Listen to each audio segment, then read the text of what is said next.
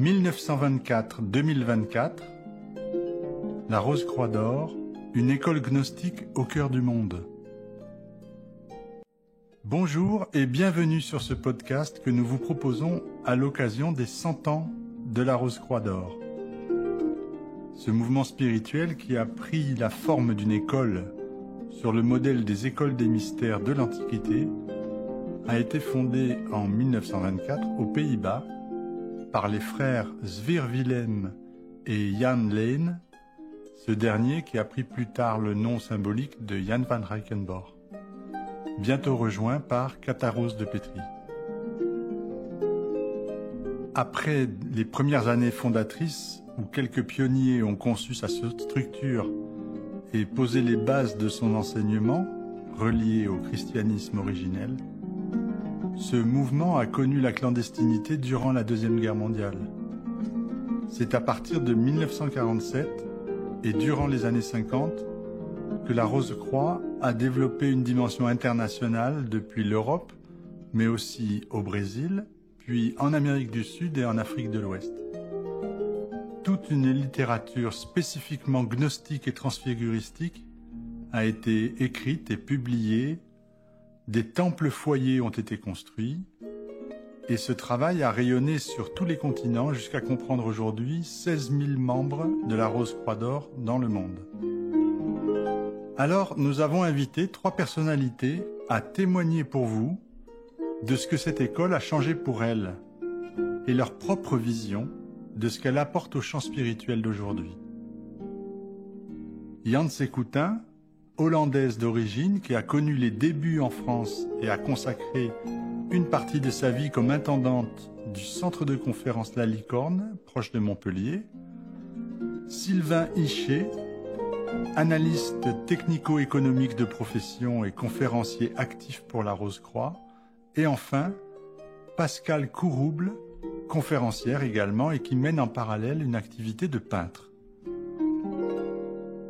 Aujourd'hui, plutôt que de nous attarder sur des détails historiques de ces 100 ans de construction et de développement, nous aimerions aborder avec eux les spécificités de l'enseignement transfiguristique tel que la Rose-Croix d'Or le propose aux chercheurs. Cette école a établi les bases d'un nouveau développement correspondant à ce qu'on appelle couramment l'ère du Verseau, où nous voyons en quelque sorte la vocation spirituelle de l'humanité, une réelle possibilité d'élévation et de transformation intérieure à la portée de tous. Alors bonjour Janse, Sylvain et Pascale, bienvenue à vous, et sauriez-vous nous dire pour commencer, qui étiez-vous donc avant de devenir membre de la Rose-Croix d'Or? Aviez-vous déjà entrepris une quête spirituelle? Et ensuite, qu'est-ce que cet apprentissage a changé dans votre parcours de vie?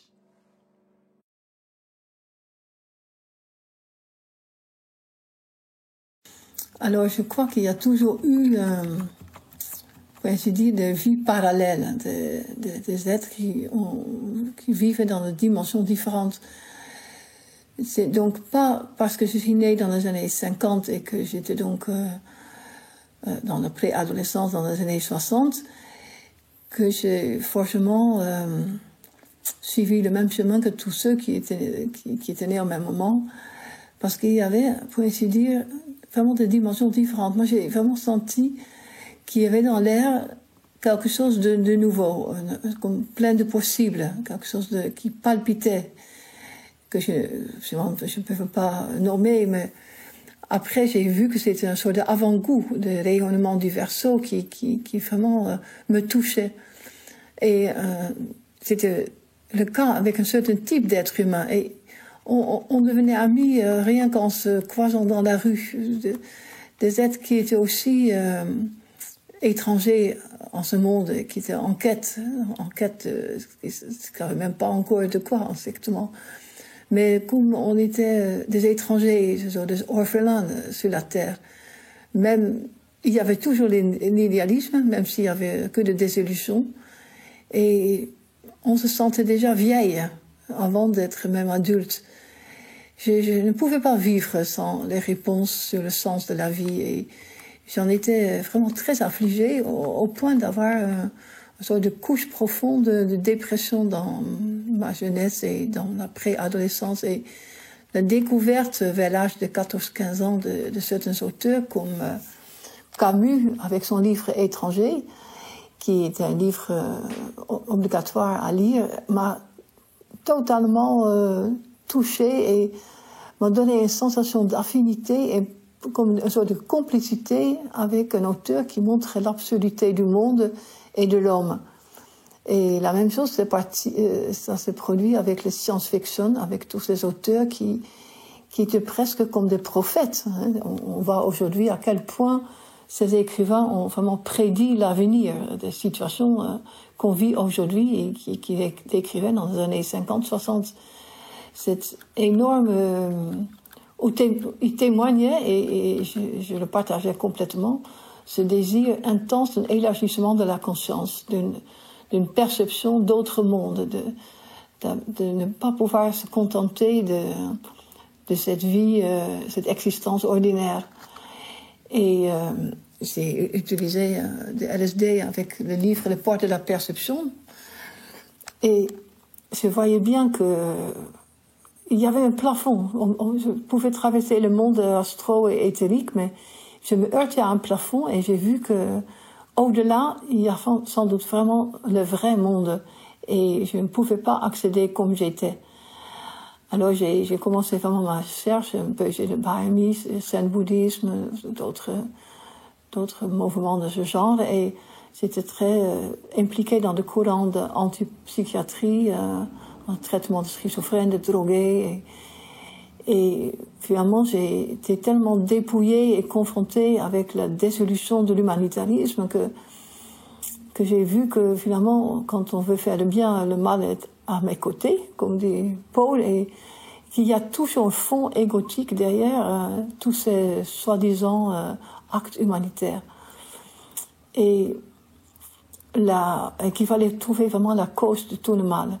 Et Jacob Wasserman, dans son livre Christenmannschaft, m'a vraiment ouvert les yeux sur la racine du mal. Et que ce mal se trouve au fond de chacun de nous. Et que la seule solution, c'est de se élever au-dessus de tout dualisme, de toute opposition entre le bien et le mal, que vouloir du bien est indéracinable, mais n'est en aucun cas libérateur. Et dans ces moments de crise, de désespoir, quelque part, j'ai rencontré une amie qui m'a donné un livre de Jan van Rijkenborg avec un chapitre sur Caïn et Abel. Et je me suis dit, ben, cet homme est encore plus fou que moi. Il sait que Caïn était un être de feu, que le vrai chercheur. Et c'était une telle découverte que j'avais toujours eu cette pensée au fond de moi. Et c'est pour ça que je quittais l'église avec les gens qui avaient des sympathies pour Abel que je pouvais pas supporter. Et donc j'ai vraiment reconnu immédiatement cet enseignement d'une école de l'esprit. Et ça m'a donné un nouveau goût à la vie, un véritable éveil d'un intérêt, un enthousiasme même, pour vivre et pour avoir des relations, pour s'ouvrir aux autres, pour l'autre dans les autres, un grand besoin d'amitié, de partage, vraiment un transport, tu vois, un transport amoureux de tout ce qui se présentait à la vie. Et en même temps, aussi la découverte que toute cette angoisse était vraiment uniquement une forme de renfermement, d'étroitesse de la conscience. Et que l'école offre toujours une perception beaucoup plus large, une forme de vision dans un tout autre développement, sur un principe christique, un esprit planétaire, une âme du monde, quelque chose de beaucoup plus vaste, de véritable cause de tout ce qui existe, du cosmos entier, et que nous sommes des témoins dans cette pensée complètement nouvelle, qui est à tout moment créatif et en perpétuelle mouvance. Et ça nous emplit ça m'a empli d'une joie immense, permanente, même si tout va de travers. Et tout, quand même, au fond, on voit que tout est à sa juste place. Et alors, il y a cette confrontation à vouloir s'abandonner. Et ça, c'est extraordinaire de pouvoir s'abandonner pour quelque chose de beaucoup plus grand que tout ce qui est étroit doit être abandonné. Et c'est une vision de tout autre type de conscience de l'âme qui est liée au plan divin. Et que tout ce qui est terrestre peut donc être complètement transformé. Et que au fond de chaque être, il y a déjà cette germe, cette pensée toute autre, et qui nous conduit et qui ouvre de toute autre perception et qui nous fait comprendre peu à peu le véritable plan de développement divin. Et ça, c'est des perspectives extraordinaires. On a l'impression qu'il y a une vie multidimensionnelle qui s'ouvre. Mais évidemment, il y a aussi cette confrontation à ces deux mondes. C'est un combat quotidien. La recherche du bonheur n'avait pour moi jamais de sens. Donc j'ai vraiment finalement vu que le véritable devenir humain était le devenir divin, en quelque sorte. Une vie où je pouvais aussi vraiment servir sans se soucier de l'ego, hein, de quelque chose de... Et que par là, on était en accord avec le beau, le bien, l'harmonie, l'écologie et la transcendance. Et que cette école de mystère, cette école de feu, cette école pour les hommes Caïn, c'était une école qui avait aussi un esprit de révolte. Parce que dans certains ouvrages, comme la Confessio, est extrêmement puissamment présent. Le fondateur disait par exemple, nous ne voulons plus vivre et nous ne voulons plus mourir. Alors il faut plonger dans l'inconnu, de tout autre. Et ça, c'était une découverte extraordinaire, cette confrontation avec la parole vivante, avec la parole qui ouvre des portes, l'émerveillement, où tout trouve sa place. Et on comprend enfin pourquoi on est insatisfait, pourquoi on est révolté, pourquoi on ne peut pas se conformer. Et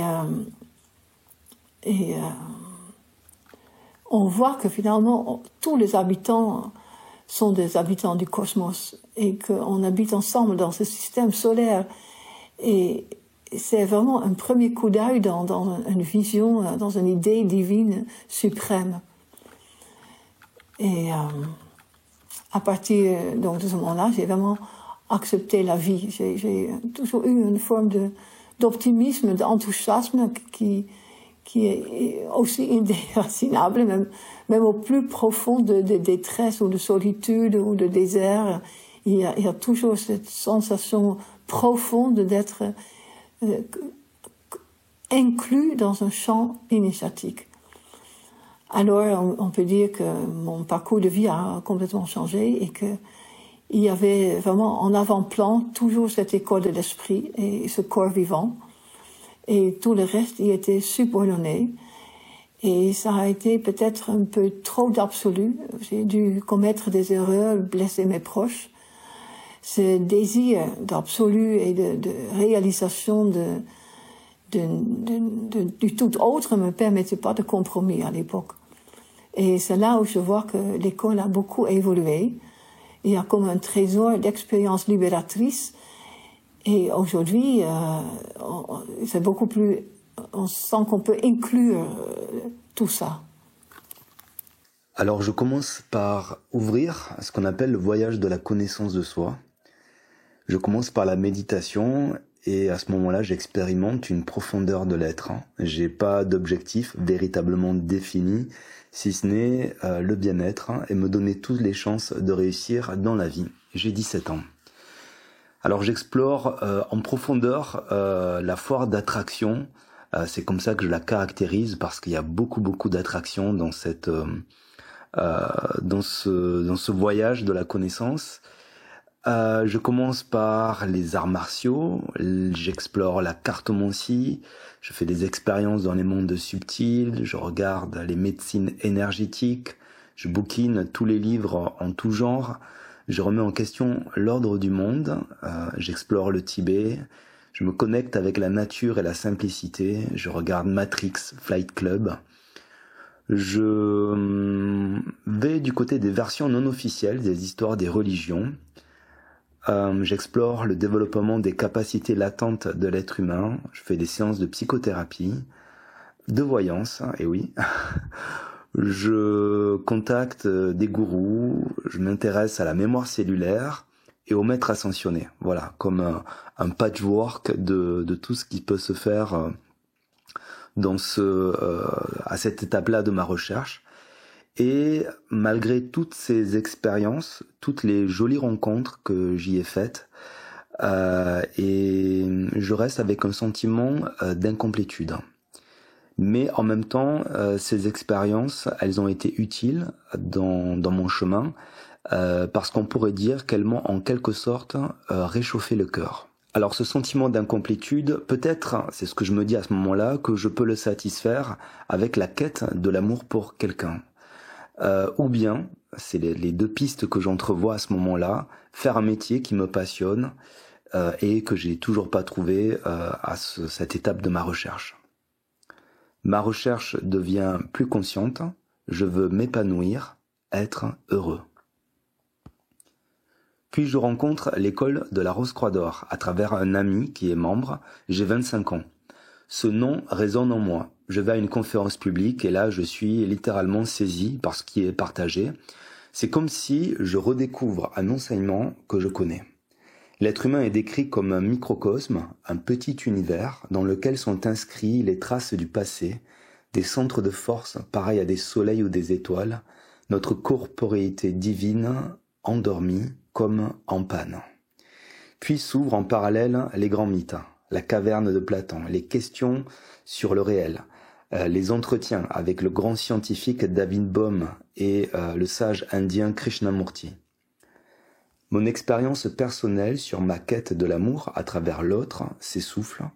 Je sais à ce moment-là que l'amour pour un être ne pourra pas me combler.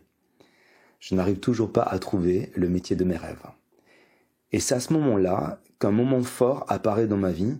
Je prends conscience que ma vie n'est pas une succession d'événements hasardeux dénués de sens, mais que l'entièreté de la vie est initiation. J'ai 34 ans. Je commence à percevoir un but plus clair. La vie, ma vie, est une initiation, comme une série d'expériences dans ma conscience pour comprendre qui je suis fondamentalement, d'où je viens et où je vais. C'est comme si j'avais à ce moment-là une envie de percevoir quel est l'axe de ma vie, qu'est-ce qui est essentiel, qu'est-ce qui ne l'est pas, où poser les pas, dans quelle direction, et surtout répondre à un désir ardent qui est dans mon cœur, que je situe dans mon cœur, et qui est un appel à une profonde liberté, un profond amour, une profonde beauté, et je le traduis par un retour vers la source, vers ce qui est éternel, ce qui est en dehors du temps. C'est comme si, et ça les enseignements spirituels le traduisent, c'est comme si c'était une invitation à pénétrer dans le mystère de notre vie. Et moi, de mon côté, je le traduis par la nécessité d'ouvrir le cœur. L'école de la Rose-Croix d'Or est caractérisée comme un chantier libre. C'est comme ça que l'un des fondateurs, Jan van Reichenborg, l'a caractérisée. Elle doit être un chantier libre pour les chercheurs de vérité. J'arrête à ce moment-là de me prendre la tête pour trouver cette fameuse voie professionnelle et j'accepte à ce moment-là véritablement mon incarnation. J'arrête d'essayer de fuir mon quotidien, d'essayer de m'y extirper. J'essaie d'incarner dans ma chair la vie. Pour moi, le bonheur, l'intuition que j'ai à ce moment-là, c'est que le bonheur est plutôt un état d'être. Il ne dépendra pas des circonstances extérieures. Je ferme les yeux et j'accepte d'inverser le mouvement de la vie. Je me laisse guider. Je place ma quête intérieure au premier plan. La plupart des spiritualités d'Orient ou d'Occident parlent d'un élément spirituel, c'est-à-dire d'un élément absolu, divin, qui est dans l'être humain que nous sommes, un être humain mortel, et il situe cet élément précieux, cet or, dans le cœur.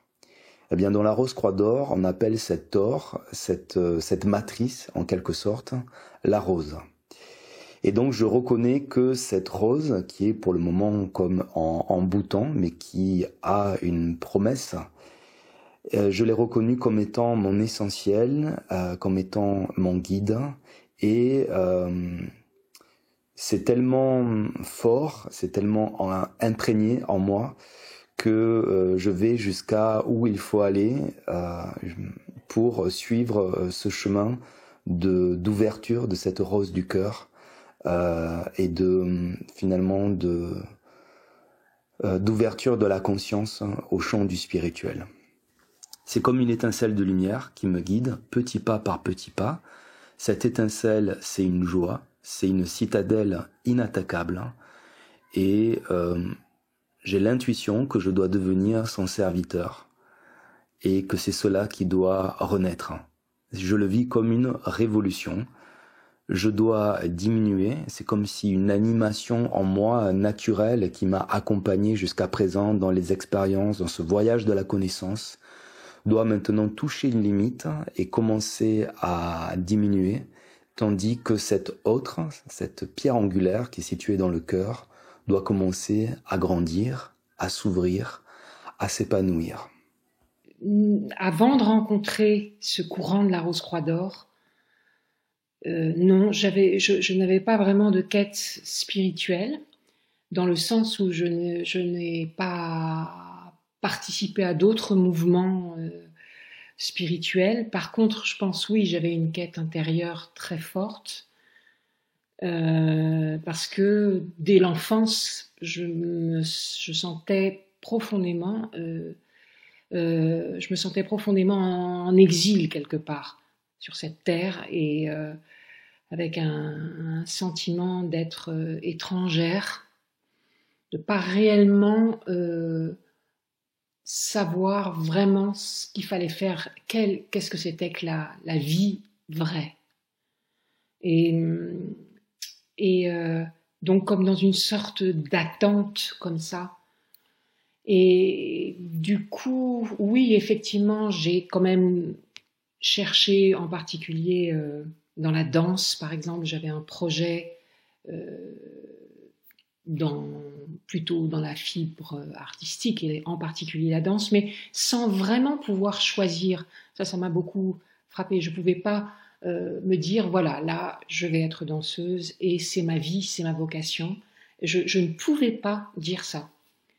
Et jusqu'à autour de 27 ans, où, tout simplement, j'ai littéralement par hasard vu une toute petite affichette sur un poteau de lampadaire quand je remontais chez moi, qui parlait de ce courant de la Rose-Croix d'Or et qui annonçait une conférence publique où je suis allée.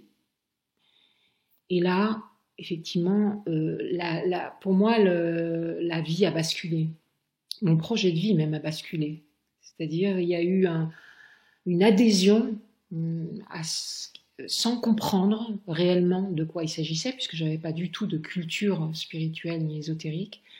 Il y a vraiment eu un retournement qui venait de très très loin, qui s'est dit oui, c'est vraiment ça que je cherche. Et qui est recherché presque. C'est comme si il y a quelque chose qui a été trouvé et qui a d'abord été recherché, qui a été repêché littéralement. Et du coup, j'ai suivi le parcours. Donc ma vie a changé. Je me suis vraiment consacrée entièrement à ça. Je ne pouvais pas faire autrement. Merci pour vos témoignages. Maintenant, nous aimerions en savoir un peu plus sur ce qu'apporte à votre avis l'école spirituelle de la Rose-Croix dans le champ spirituel mondial, et sauriez-vous dire en quelques mots ce qui la caractérise?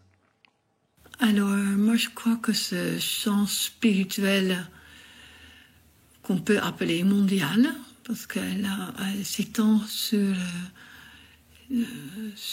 comme une voûte autour du monde, et elle est déterminée par le champ de rayonnement christique qui se trouve au cœur de la Terre et également. Donc il y a un va-et-vient entre le cœur de la Terre avec l'esprit planétaire christique et ce champ spirituel mondial. Il y a un lien direct. C'est un sorte de corps solaire invisible. Et ces rayonnements et ces influences sont brisantes et renouvelantes. Ce qu'on voit, il y a un démasquage de tout ce qui est ancien et une tendance à rechercher le nouveau. Et on voit que les éléments de cet enseignement universel, qui existe depuis toujours, mais qui est toujours remis dans un habit de nos temps, devient de plus en plus on peut parler même d'un patrimoine de l'humanité. Et il y a vraiment, si l'homme peut abandonner ce qu'il est et s'ouvrir à d'autres perceptions, il y a vraiment des perspectives merveilleuses. Et si on voit que on n'existe pas vraiment, je dis qu'on existe juste en tant que homme animal, presque, qu'on n'est pas encore vraiment, qu'on n'a pas vraiment encore atteint la dimension de l'homme vrai, que nous sommes encore en devenir. Si on s'ouvre à cette idée de ne pas être déjà des hommes faits, il y a de magnifiques développements qui peuvent s'offrir à nous. Si on se sait pauvre en esprit, avec un majuscule, on va chercher cette liaison avec l'esprit, cette énergie supralumineuse, cette substance qui est à l'arrière-plan de tout ce qui existe, ce courant universel, ce point central, cette énergie créatrice qui contient la sagesse, la conscience, l'intelligence, la cohésion, qui peut vraiment donner un véritable sens à notre vie. Et le désir de l'esprit de Dieu, de divin, c'est de se communiquer, c'est de se manifester. Donc, tout est fait pour qu'on puisse l'apercevoir à travers l'enseignement, la philosophie. Mais il faut créer un organe, une nouvelle conscience de l'âme pour vraiment l'intégrer en nous. Et si on veut pouvoir intégrer quelque chose, il faut que quelque chose d'autre en nous se vide. Et tout ce processus de créer un espace en nous et de suivre en fait des directives pour vraiment un éveil, il y a besoin de cela, d'un champ de force, un champ de lumière, un champ de vie, un corps vivant, on l'appelle dans notre école, un corps initiatique dans lequel on trouve toute la nourriture spirituelle, tous les éléments pour parcourir ce chemin vers une libération. Donc il y a une philosophie libératrice, vraiment une nouvelle perspective lumineuse de vie qui est là. Et ça implique une vie, on peut dire, révolutionnaire, une révolution du monde, loin d'une bourgeoisie conformiste. Et on travaille dans l'école avec les airs, avec en forme d'astrosophie, avec les nouvelles influences de planètes de mystère comme Uranus, Neptune et Pluton. Et on nous invite à participer au Graal, à cette merveilleuse fraternité du Graal qui existe depuis toujours et qui contient finalement c'est comme un vase gigantesque où il y a tout ce dont on a besoin pour faire croître cette nouvelle âme, comme une nouvelle atmosphère qu'on peut respirer, qui a une force de guérison également, une véritable guérison de tout notre être. Parce qu'on a trouvé le véritable but de notre vie. Et ce chemin, appelé un chemin septuple, ça change notre sang, notre vitalité, notre fluide nerveux, notre fluide hormonal, nos émotions, toute notre conscience. Cette or cosmique flue à travers notre corps et éveille en nous une toute autre pensée, un tout autre sentiment, une toute autre attitude de vie, une toute autre vision de vie. Et ce travail se fait par un travail individuel et par un travail communautaire.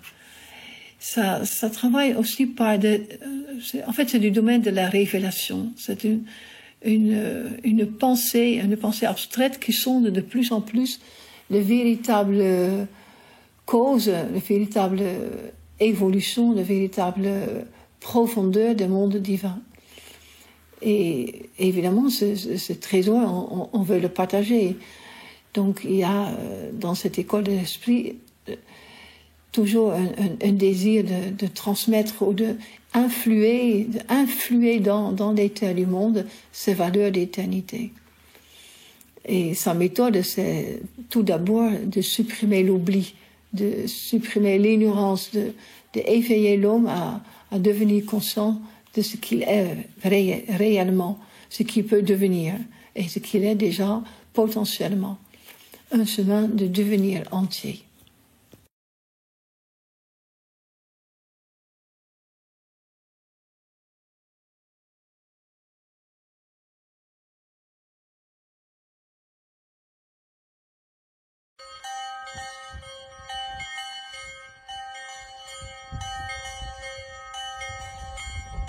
L'école de la Rose-Croix d'Or est pour moi une pierre à un édifice collectif. Donc chaque région du monde, des âmes œuvrent à faciliter l'émergence d'une nouvelle conscience, une conscience, on pourrait dire, mutée, sur l'essence d'où elle a jailli. Les soufis parlent de la complainte de la rose qui s'est séparée de la roseraie. J'aime bien cette expression des soufis. Je trouve qu'elle est parlante dans la traduction de cette rose qui est dans notre cœur et qui doit revenir à la source qu'elle a quittée. Il y a donc pour moi une révolution qui doit prendre vie dans l'être humain. La Rose-Croix d'Or est une voie initiatique moderne. De tout temps a existé des écoles qui nous ont rattachés au mystère de l'existence. Pourquoi je vis, d'où je viens, où je vais. Grâce à un enseignement qui est complètement disponible sous forme de littérature, grâce à des espaces consacrés à ce travail spirituel, on parle de temples, qui sont des ateliers de travail qui nous relient à la dimension la plus élevée de l'être humain, la plus noble, un espace consacré à nourrir cet élément spirituel, cette rose en nous. Dans le temple, on assiste à des allocutions qui évoquent des images, qui réveille notre conscience, qui replace l'essentiel, qui replace l'axe vertical. Je participe à des conférences de renouvellement pendant 48 heures. On est coupé de notre quotidien et on va s'occuper de cet espace intérieur. On va le nourrir à travers des activités de temple, à travers des réunions, dans un espace arboré, propice au calme, au silence, à la méditation intérieure. Et je me souviens d'une expérience qui m'a particulièrement marqué durant un week-end. Dans ma vie quotidienne, je suis embourbé dans un problème au travail qui me prend la tête et qui traîne comme ça. Et au cours d'une réunion, puisque ces réunions permettent de faire un parallèle entre la vie intérieure et l'enseignement spirituel. Et donc dans cette réunion, j'évoque ma problématique et au moment où j'en parle, il y a quelque chose en moi qui grimpe très haut au-dessus des nuages et c'est comme si une lumière très élevée, on pourrait dire ma conscience qui prend un ascenseur et qui perçoit la problématique d'un point de vue nouveau, avec beaucoup de hauteur, une prise de hauteur, et en fait cet ascenseur redescend, c'est comme un vol d'oiseau qui monte et qui redescend, et à ce moment-là j'ai pas la solution à ma problématique, mais quelque chose en moi a perçu et a relativisé cette expérience de vie. Et ça, c'est quelque chose qui est très fort et qui induit après, dans ma rencontre avec le travail et ma problématique, des actes et un rapport à cette problématique complètement différent. Et donc des actes qui sont en conséquence avec cette hauteur, ce regard nouveau qui s'est fait jour en moi. Je pourrais donner également d'autres caractéristiques à ces week-ends. Pour moi, c'est nouveau regard, respiration de l'âme, inspiration, renouvellement de force, force du collectif et travail intérieur. Donc pour moi, l'école spirituelle de la Rose-Croix d'Or apporte en tout premier lieu un espace autre, un champ vibratoire de lumière avec des lieux qui sont des foyers de cette lumière dédiés à ce travail spirituel et où il est possible à chacun d'apprendre d'abord à comprendre, puis à redevenir véritablement homme. C'est une voie initiatique qui mène à une profonde métamorphose complète, à une renaissance de notre véritable identité, en fait, qui, elle, est spirituelle. Elle l'est à l'origine. Et c'est ce retour à l'identité originelle de l'humanité que cette école de la Rose-Croix d'Or propose. Dans le champ mondial de travail, travaillé d'ailleurs par l'esprit. Merci bien pour ces éclairages. Après ces explications où chacun de vous a tenté de synthétiser d'une présentation simple ce champ de travail aux multiples aspects, nous aimerions nous tourner vers l'avenir. Alors toujours selon vous, et en assumant une vision personnelle, quel pourrait être le développement et la portée du travail de la Rose-Croix d'Or dans les prochaines années ? Va-t-on inévitablement vers une cristallisation ou une dissolution des mouvements spirituels ?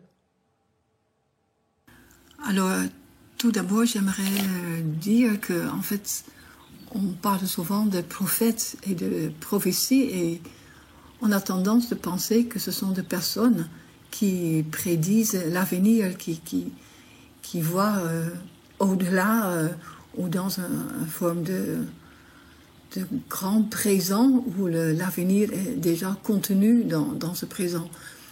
Et je pense qu'il y a quelque chose de très fondamental dans ça, dans le sens où en fait, on peut tous être des prophètes dans un certain sens. On crée aussi l'avenir par justement cette vie d'offrande, de dissolution, d'une vie en oubli de son soi naturel et de vraiment tendre vers une vie dans une autre dimension. Et quand on fait ça en communauté des âmes, reliées à ce qu'on peut appeler l'esprit originel, à la source de toute vie, on libère des forces de lumière qui influenceront le cours des choses. Et ça, je pense qu'il y a, j'espère, beaucoup de mouvements spirituels qui travaillent dans ce sens, qui sont vraiment dans cette optique de travailler avec les nouvelles influences des planètes de mystère, de cette ère d'Aquarius qui inéluctablement pousse l'humanité à un éveil. Et je pense que la langue des mystères peut vraiment avoir une influence profonde si on arrive à abolir une forme d'ignorance. que par notre expérience vivante, on peut allumer une autre compréhension chez les chercheurs. Et je suis assez confiante quand je vois ce que notre école initiatique a réalisé en 100 ans, les approfondissements, le développement intérieur, les révélations, le coordination qui vraiment récèle un véritable travail alchimique de très haut niveau. Et je trouve aussi que la vibration du corps d'initiation est très élevée. Il y a vraiment une inspiration renouvelante et étincelante dont témoignent aussi tous les textes. Et il y a dans les attitudes de vie un tout autre point de vue où le petit moi prend de moins en moins de place et est vraiment inondé par la force de Christ, le grand je suis. Et je pense qu'en tant que groupe international, avec tous ceux qui travaillent dans le même sens et qui se trouvent partout dans le monde, on peut libérer des forces qui nourrissent et qui poussent l'humanité à s'interroger et à chercher vraiment le sens de la vie. Ce qui importe le plus, en fait, c'est toujours de remplir la coupe du Graal. Permettre, en fait, le Graal à se manifester dans ce monde qui a toujours été une grande aspiration. Alors pour moi, rien n'est véritablement figé. Ce qui me paraît important n'est pas tellement l'avenir de l'école, mais ce que je fais aujourd'hui, présentement, de cet outil très précieux. Comment j'actualise l'enseignement, comment j'utilise les forces qui me sont prodiguées et comment j'entre en relation avec le monde et le vivant sur la base d'une conscience qui apprend à se renouveler. Comment je persévère. L'école, pour moi, n'est pas un but, l'enseignement n'est pas une finalité. L'école et son enseignement sont la barque qui permet de traverser la rive. J'apprends, je fais beaucoup d'erreurs, je souffre, je fais souffrir les autres. L'erreur est le chemin, c'est l'apprentissage, je l'accepte, c'est amer mais je l'accepte. Je dois me relever, persévérer, je tombe, je déprime, je dévie, je ne peux pas faire demi-tour, j'apprends. Les insectes, les plantes, les êtres sont des aides, tout fait sens. La vie est comme une métaphore de ma vie intérieure. Une animation naturelle doit diminuer, quelque chose doit renaître. Au final, j'ai commencé ma quête intérieure avec ce sentiment d'incomplétude et je peux dire qu'aujourd'hui, ce sentiment d'incomplétude est encore là, à la surface et il n'est plus vu comme quelque chose qu'il faut impérativement combler, assouvir, mais il est vu comme étant le guide même. Et je voudrais partager une scène que j'ai vue hier après-midi en me baladant où je vois deux enfants des rues, après s'être disputés, se retourner, se regarder et se faire une étreinte très forte entre eux. Et je me suis alors dit que, je pensais à cette interview également, que finalement la direction a donné peut-être pour l'humanité actuelle, pour tous ceux qui sont en recherche, c'est d'ouvrir cette guidance du cœur, parce que c'est une voie qui n'a pas été encore suffisamment explorée. Et j'ai l'intuition qu'elle pose un nouveau regard, elle ouvre l'esprit et ouvre les mains à un champ qui est encore, pour la plupart, inexploré. Alors, ouvrir la voie du cœur suppose accepter de voir tomber les murailles qui nous en séparent. C'est pour moi un travail alchimique intense, un travail de feu, de dissolution, de reconstruction, voilà, et en même temps qui s'incarne dans notre quotidien, dans la vie, dans la connexion avec l'ensemble du vivant. Et ce travail, il est accepté parce que cette connexion avec le cœur a été établie et que ce beau projet a été perçu. On peut dire également que à chaque fois, ce sont des espaces de liberté qui sont conquis, et c'est une grande joie de le découvrir et de le vivre. Alors Pascal, pour terminer, toujours selon toi, quelle sera la place et la portée du travail de la Rose-Croix dans les prochaines années, si tu as une intuition, une vision de ça? Ben moi, je pars à cette question-là, je pars d'un constat d'abord, et aussi d'une sensibilité à cela, c'est que les contrastes et la souffrance dans ce monde est de plus en plus intense. Et on peut percevoir qu'il y a une énergie spirituelle de feu très forte qui se déverse avec une puissance toujours plus grande, qui brise, qui démasque, qui fait muter, qui fait transformer ou qui travaille vraiment la matière, le monde, les hommes, la conscience en particulier. Donc, effectivement, pour moi, de tels espaces comme celui de la Rose-Croix d'Or seront toujours plus nécessaires pour, en fait, métaboliser cette énergie spirituelle qui travaille tellement fortement l'humanité et pouvoir la redistribuer afin qu'elle puisse vraiment probablement